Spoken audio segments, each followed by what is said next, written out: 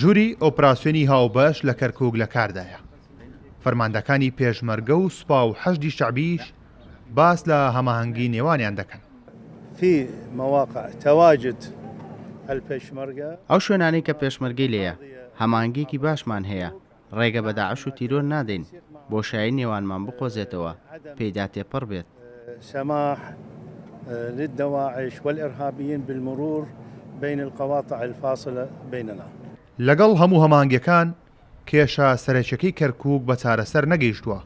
بۆشایەمنیەکان هەر وەکو پێشوو فراوانن و ئارامترین مۆڵگەی تیرۆرستانن.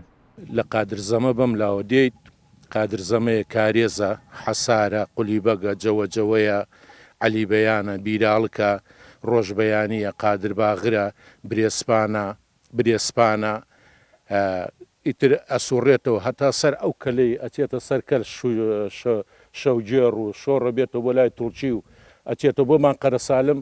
ئەم منتیقەیە نە پێشمەرگەی تایە نە حکومەت عێراقی تایە.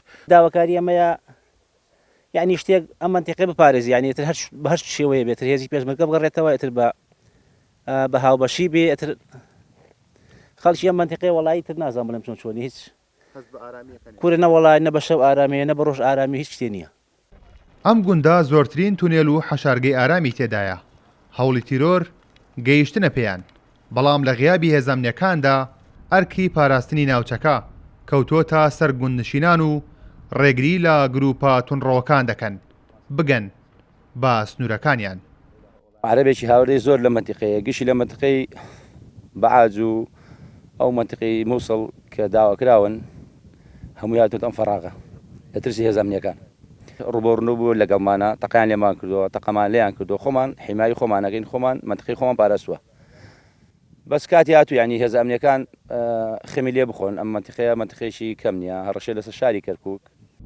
ئەگەر بۆشایەمنیەکان هاوشێوەی ئێستا بمێننەوە، ئەوە لە ئایندەدا کەرکووک دەکەوێتە بەر مەترسیەکی جدی پاشماوەکانی داعش و گروپە تیرۆریستیەکان. کارۆن محەممەد کورد، ساد نیوز، بۆشایەمنیەکانی نێوان شوان و ساڵەی و شێخ بزێنی.